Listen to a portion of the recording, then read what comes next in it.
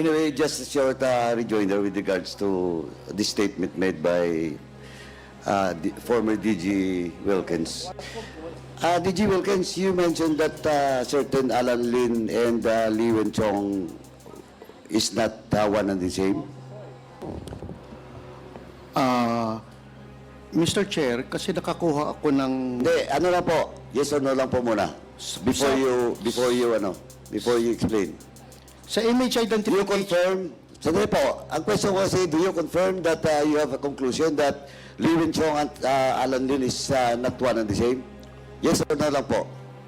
Sa image identification, Mr. Chair, I confirm na hindi sila pareho.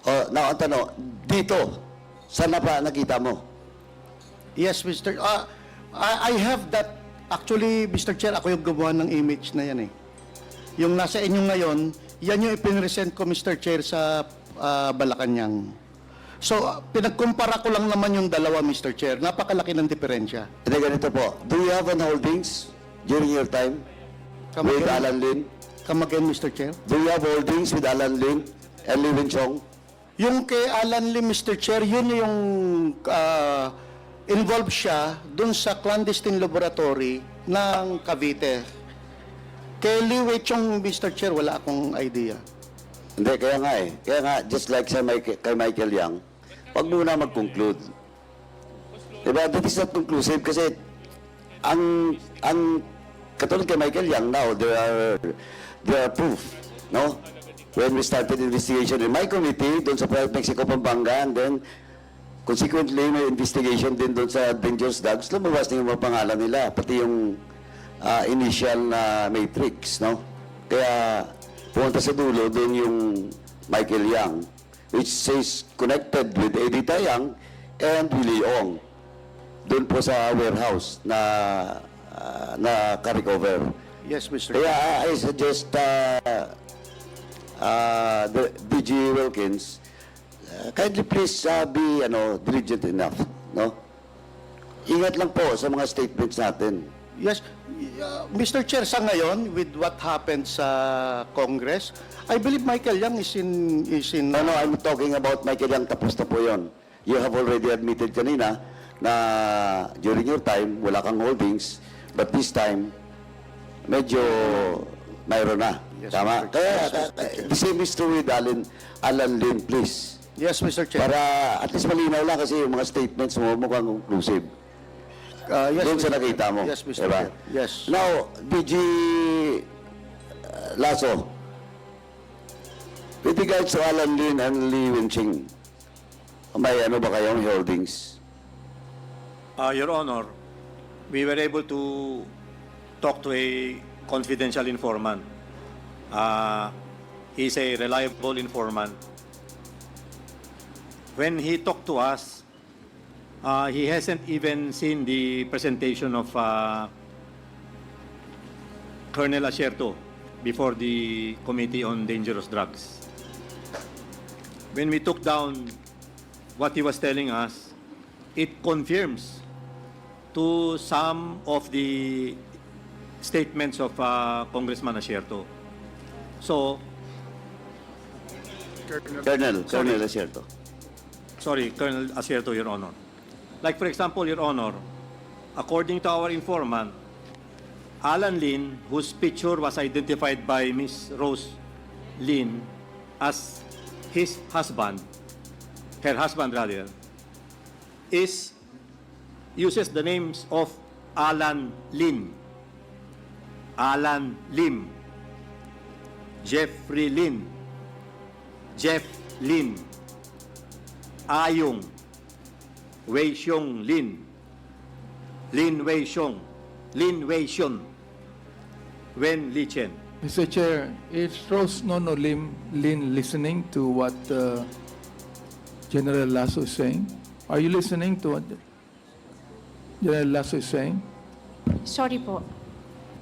DG Lasso, kindly repeat the holdings that you have with regards to Alan Lin and Lee Wen Ching. Yes, Your Honor. According to our informant, who is a very reliable informant, Alan Lim uses several names.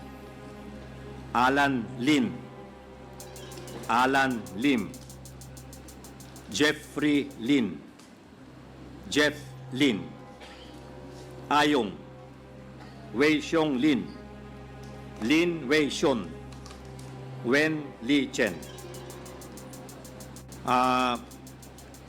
These names all are confirmed by the different statements being heard over before the Quadcom now, Your Honor. Have you coordinated with other intelligence agencies, especially the ISAP and NICA, with regards to the identity of the mentioned names? No, Your Honor, because they have no holdings. We don't have holdings. PNP also doesn't have holdings on these names. So we just relied on this informant that we had. And later on, when Colonel Asierto came out before the Committee on Dangerous Drugs, nagtugma po. So naku-confuse po talaga tayo. But we are only talking of one and the same person. Alan Lin na kinonfirm ni Mrs. Rose Nono Lin na husband niya. Okay, anyway, Mr. Chairman, at least may initial na information na tayong hawak. Now, Miss Rose Nonolin, Yes, you Mr. mentioned that your husband is a Chinese national, di ba? Chair. Yes po. Okay. So, he is based in Hong Kong. Yes, Mr. Chair. When was the last time that he traveled from the Philippines going to Hong Kong? May 2024 po, Mr. Chair. May 2024 and until now, hindi na siya bumalik. Hindi pa siya nakabalik. Yes po. In your information, based on your discussion, is she familiar with the investigation going now with the Quadcom? Alam niya po. Alam niya. So, most probably, if we issue a show cause order for him today, he might be present in the next hearing. I don't know po, Mr. Chair. Hindi ko po masasagot. Husband mo yun. Mr. Chair, hindi ko naman po hawak yung isip ng husband ko. Hindi ko po alam kung ano yung isasagot po niya. So, anyway, so you confirm that Hong Kong based siya. Yes, Mr. Chair. Siguro naman kung Hong Kong based siya, he has some, except for the passport, he has some government ID in Hong Kong. Yes, Mr. Chair. Ano yung mga IDs niya? May driver's license po siya. Hong Kong issued. Yes. Yes po. Ano pa po? May Hong Kong ID po siya. Hong Kong ID din. Yes po. Yan Ano lang, po Mr. ang Chairman, alam ko. kindly submit na lang po all the identification cards, government IDs of your husband in Hong Kong. Kindly submit po sa Committee Secretary. Just to confirm po. Yes, Your Honor. Ms. Lin has committed that she will submit the documents requested by Congresswoman Jinky with respect to the identity of Mr. Lin Wei Xiong. Yeah, but I have heard also that the Honorable Luis Ro asked for the birth certificate. But what I am asking now is the government ID issued to the husband of Rose Nonolin in Hong Kong. And he mentioned about the driver's license. Ano po? Driver's license po and then Hong Kong ID po. Please, submit na lang po sa committee. Thank you, Mr. Chairman. Okay, thank you, Congressman Paduano. And last, to interpolate, Mr. Chair, very quick. Just to complete the documents which are being requested. just make it quick, Congresswoman. Yes, Mr. Chair.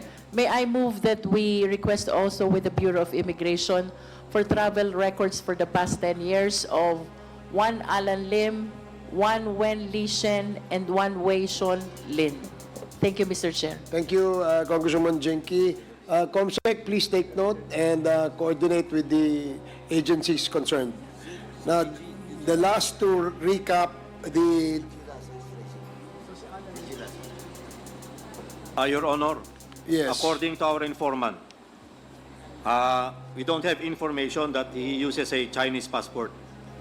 But he is Chinese, obviously. But to our informant, he holds a Vietnamese, Burmese, and Cambodian passports. he holds 3 passports. according to our informant, Your Honor, This Alan Lim. the same, Alan Lin. Okay. He was never mentioned to be holding a Chinese passport. So are you saying, DG, that pagka pumapasok siya rito, ang gamit niya any of these three passports? Possible, Your But using the same name? It doesn't. The informant did not mention the names that he is using in the 3 passports that he named, Your Honor. We will probably coordinate with the Bureau of Immigration. Thank you for that information. Now, si Congressman ako, to recap the deliberations on the topic of the dangerous drugs, the chair would like to recognize Congressman Akop. You have 10 minutes. Thank you, Mr. Chair. Before I proceed, may I ask Madam Lin? Yes, Mr. Chair. Is your husband charged with any criminal offense? No, Mr. Chair. No, then therefore, there's no reason for him not to be able to attend the hearings of this committee. Tama po ba? Yes, Mr. Chair. Tama? Yes, Kung wala Mr. siyang Chair. kinakatakutan, dapat umapir siya rito, as you are claiming. Tama po. Thank you. And therefore, if we issue an invitation, we can course it through you. Pwede po. Pwede. Ang hindi mo lang sinisiguro kung tatanggapin niya at dadalo siya rito. Tama po, Mr. Chair. Ay di, sabihin mo sa kanya na, Kwan, huwag ka nang umuwi rito sa akin. Hindi mo ba pwedeng sabihin yun? Mr. Chair, baka totohanin nun at wag na uuwi dito. So sa takot akin. ka, naiwalayan ka. Mr. Chair, kawawa naman po yung mga anak ko. Thank you. Biro lang yun, Iha. Is Colonel Asierto still with us? Ed, are you still with us? Yes, sir. And Yes, sir, when yes, did sir. you Present, when sir. did you make that controversial report? I think, sir, is September 2017. 2017. Okay. Thank you. I'll get back to you. Now, Yes, sir. Mr. Paul Gutierrez, still around? Yes, Mr. Chairman. Doon sa interchange ninyo, either you or Mr. Guban would be lying. Tama po? Kasi wala naman kayong Tama po. witness na magsasabi o ipapakita na ikaw ang nagsasabi ng totoo, di ba? Tama po, Mr. Chairman. So kami na nandito ngayon sa committee na to, we rely on the, shall we say, reasonableness of your answers. Tama? Tama po, Mr. Chair. Tinanong ka kanina, in your more than 10 years of covering the Senate, ang sagot po ninyo minsan nyo lang nabisita yung isang witness na contempt at na-detain. Tama po? Tama po, Mr. Chair. So, there must be something special para bisitahin mo si Mr. Guban sa kanyang detention center. Tama po? Tama po, Mr. Chair. Yes. So, para sa akin, I would go with the conclusion of the Honorable Pimentel na I see no reason why you should go there just to get a scoop as you have reasoned a while ago. Have you worked under Mr. Benny Antiporda? No, Mr. Chairman. No. Pero parehas kayo nag-practice sa media. That's right, Mr. Chairman. Thank you. Mr. Antiporda, kayo po bang may-ari ng kwan? Ng remate ngayon? Yes, Mr. Chair. And you acquired it from former Councilor Pichay. Tama? Ay, Congressman Pichay. Yes, Mr. Chair. Yes. Pero kayo po, bilang media practitioner, just like maybe Mr. Paul Gutierrez, nagpapatrolya rin po kayo, bumibisita sa customs. Would that be correct? Nung nasa bit pa po ako. Hindi. Sakutin nyo lang po ng yes or no dahil...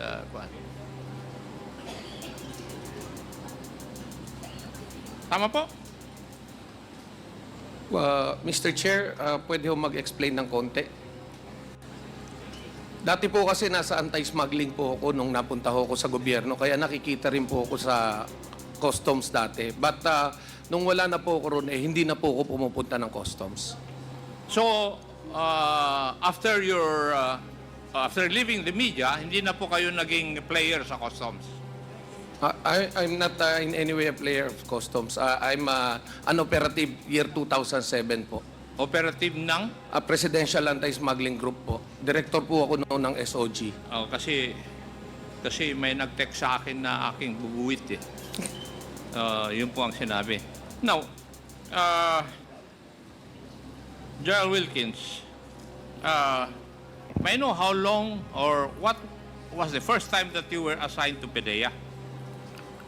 Since 2022, Mr. Chair. At 2002, Mr. Chair.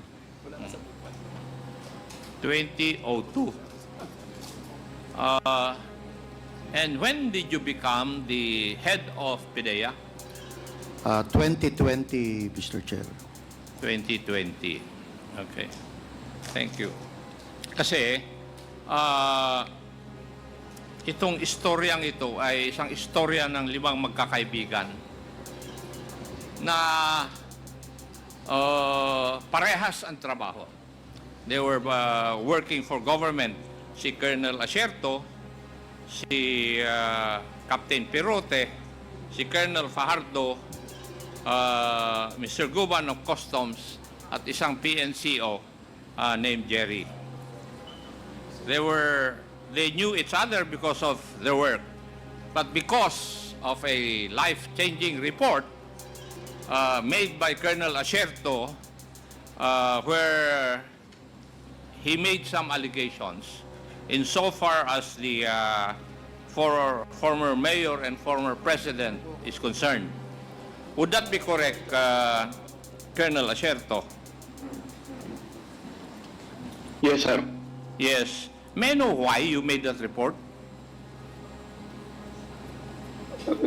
Because that is my duty, Your Honor, Mr. Okay. Chairman. As a police officer, I received an information, raw information. I validated the information, then after validation, I made the proper report. And in that report, you alleged that former President Digong was connected with individuals connected or involved in illegal drug activities. The persons you were referring to were a certain Mr. Michael Yang and Mr. Alan Lin. Would that be correct? Yes, Your Honor, but on my first report, there is no mention of the name of President Duterte. The name of President Duterte was included on my second report that I submitted to then Chief PNP Oscar Albayalde. Thank you. And these reports were, the first one was submitted to then General De La Rosa, the Chief of the PNP. And the second report was submitted to General Albayalde, also a former Chief PNP. Tama po. Yes, sir. Tama po, sir. And would it be correct na because of that report, former President Digong's reaction was to publicly condemn you, even calling for your death and for associating him with illegal activities, including the alleged sale of 1,000 plus AK-47s to the New People's Army. Would that be correct? Yes, sir, including the 10 million bounty on my head. Yes. And therefore, would you agree with me that that statement implies a personal vendetta against you for your allegations? Yes, sir. And because of that also, na-filean ka ng kaso for the sale of the AK-47s and for illegal drugs? Yes, sir. Thank you. Now, we go to the role of Jimmy Guban. Jimmy Guban, you're the Customs Intelligence Officer working with Colonel Asierto, Captain Perote, Colonel Fardo. Tama po. We are working together, Your Honor. I beg your pardon? We are working together, Your Honor. Yes, kasi isa yung linya ng trabaho nyo. Opo, Your Honor. But because, according to your statements dun sa unang hearing na napunta ka sa dito, sinabi mo na because of fear, inamin mo dun sa hearing, dun sa Senate, na you accused Colonel Asierto of masterminding a 13 billion shabu shipment in magnetic lifters. And you testified that Asierto facilitated the shipment but later tipped of authorities to intercept a part of it. Would that be correct? Yes, Your Honor. Yes. And because of this, that controversial report of Colonel Asierto, your colleague, si Captain Perote, a retired investigator, was allegedly killed due to similar reports he filed implicating Mr. Yang and Mr. Lim. Colonel Asierto, would that be correct?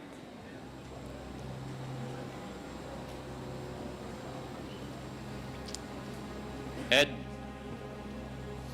Sir, nawala po. Tama po yun, sir. Yeah. Pinatay si Lito Perote, yung kasamahan ninyo, because of alleged similar reports he filed implicating Mr. Yang and Mr. Lim? Would that be correct? Yes, sir. Siya po yung... Now, I do not know if this is violated. There were reports that the skeletal remains of Perote were discovered inside a drum in 2019. Allegedly, a DNA was conducted, but the results were never released. Were you knowledgeable about this? No, sir. No. No, sir. Hindi ko po alam, sir. Okay. Pero may report na ganon. Now, Colonel Asierto, you joined the anti-illegal drug task force of the PNP in 2003. Tama po? Yes, sir. Yes. And this task force was made because wala na yung NARCOM. Because of the PNP Yes, law passed in 1990. Tama? Yes, sir. Yes, sir. Tama po, sir. Yes. And you stayed with this task force up to 2017. Actually, sir, I was relieved I think 2012. Then I returned on sa 2017, sir. Yes. As the Deputy for Administration. Yes, sir. Yes. Unfortunately, in 2016, the former mayor of Davao became the president. Yes, sir. And in 2018, because galit na galit siya sa iyo at nagkaroon ng allegations na involved ka sa drugs, nagkaroon ng Senate hearing in 2018. Yes, sir. Tama? And the accusations... Yes, sir. Yes, sir. And the accusations against you were the mastermind of the 13 billion shabu shipment in July, 2.4 billion shipment at the MICP or Manila International Container Port, stuffed inside abandoned magnetic lifters, and 11 billion of missing shabu suspected to be packed in similar magnetic lifters found in Cavite. Ito po yung charges sa iyo, di ba? Opo, sir. Yes, sir. And this was testified to also by your friend, Mr. Guban. Yes, sir. And I think he recanted, sir. Yeah, I know. In a court hearing, I was informed that Mr. Jimmy Guban recanted all his statements implicating you during that Senate hearing in 2018. Tama? Yes, sir. Now, may I know the reason why in one of your statements, sinabi mo na ang real drug lords are Mr. Alan Lim and Mr. Michael Yang? May I know the basis of your statement? Or how did you come to know about this? It was relayed to me by my reliable informant, sir, na they are involved in the shipment of the illegal drugs, especially during the time of President Duterte. And all the drugs are coming through the Bureau of Customs.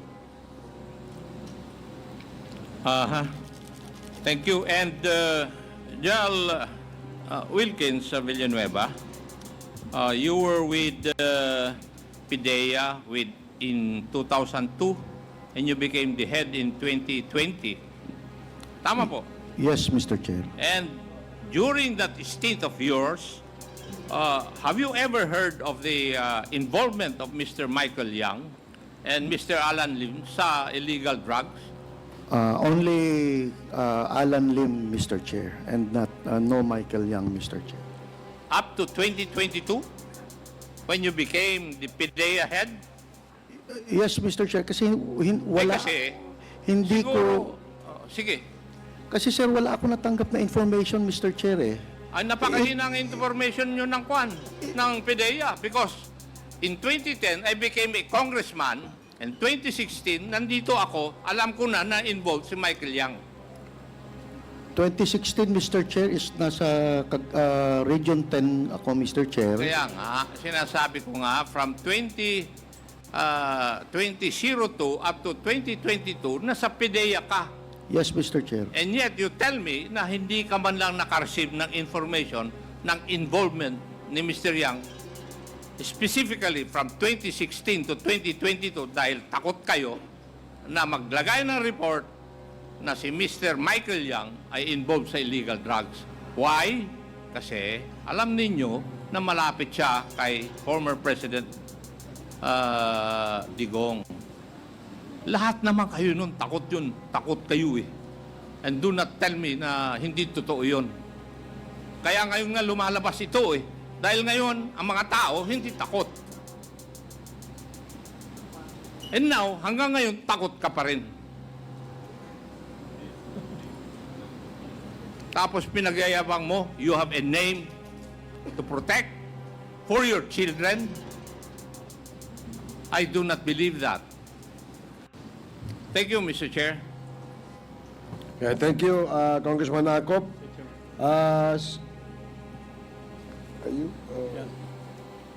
So, Congressman Abante, you're recognized. Yes. Our next topic actually now is EJK, no? And to start the ball rolling, we would allow former Senator Lael de Lima for her short presentation. But while she is preparing, I just would like to ask, finally, I just would like to ask certain questions to Ms. Rose Nonolin, no? While our good Senator de Lima is preparing. Kailan kayo huling nagkita ni Lee Wenxiong? November 1 po, November 1. this holiday. So hanggang ngayon di pa kayo nakikita, no? From November 1. Yes po, ilang araw pa lang naman po Okay, nakalipas. hindi mo rin alam kung kailan siya uuwi. Yes po, Mr. Chair. Therefore, maaaring tumagal pa bago siya umuwi, correct?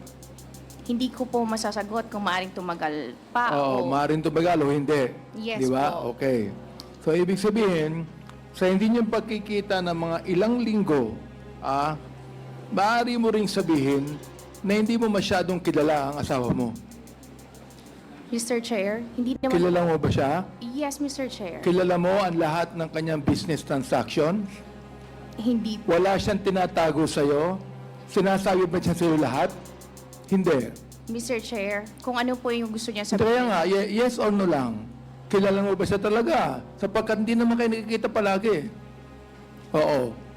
Alam mo ba lahat ng kanyang business transaction? Oo. Alam mo po, ba Mr. kung Chair. pero siyang girlfriend sa abroad? Hindi po, Mr. Chair. Oh, hindi, Chinese siya eh. Yes, Mr. Chair. Kilala ko po ang Chinese eh. Oo, ang Pilipino nga, hindi nakakapagtago. Chinese pa kaya? Hindi ba? Oo. Okay. Governor. Oh, hindi ko ba ibig sabihin, meron kang mga ilang bagay na hindi mo alam sa iyong asawa. Correct? Tama ba ako? Tama, Mr. Chair. Ayun, okay. So, ibig sabihin, pinapatunayan lamang dito na hindi mo siya kilala 100%, hindi mo alam lahat ang kanyang business transaction, correct? Yes, Tama. Mr. Chair. Hindi ko alam okay. lahat ng business Now, ang pangalawang transaction. tanong, ito ha. Okay. Sabi mo kanina, kilala mo si Michael Yang. Yes, Mr. Chair. Kasama siya sa korporasyon ninyo. Yes, Mr. Chair. Okay. Ano ang palagay mo sa testimony ni Jimmy Guban at ni Asierto tungkol sa involvement ni Michael Yang sa drugs? Mr. Chair, hindi po ako pwedeng magbigay ng comment about Michael Yang kasi hindi ko naman siya personally kilala. So, kung ano hindi yung mga mo rin ginagawa alam. niya. Katulad ng hindi mo alam lahat ng business transaction ng iyong asawa, hindi mo rin alam ang business transaction ni Michael Yang. Tama, mali? Yes, Mr. Chair. Hindi ko po Okay, alam ang business Mr. transaction Chair, ni yun lang po ang Michael aking Yang. tanong. Yes, bago po kay Senator Laia de Lima, meron pa po yatang tanong si SDS. Go ahead, SDS. You're recognized. Maraming salamat, Mr. Chairman. Kasi narinig ko si DG Lasso, Alan Lim,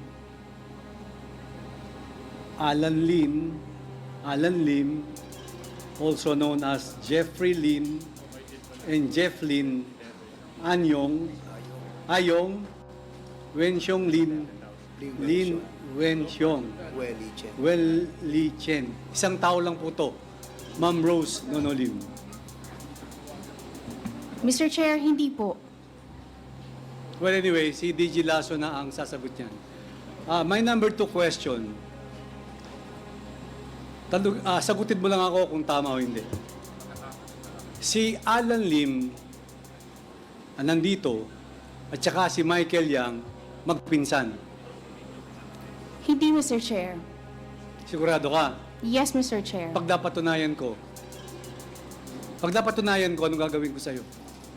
Mr. Chair, ang asawa ko is Lin Wishong, not Alan Kaya Lim. nga, pag napatunayan ko, yung isang tao, ang daming pangalan, yun si Alan Lim at yung sinasabi mong asawa, pag napatunayan natin isa lang yun, at napatunayan ko magpinsan si Michael Yang at saka si Alan Lim, ano ang gusto mong gawin ko sa'yo? Sige nga. Nandito si...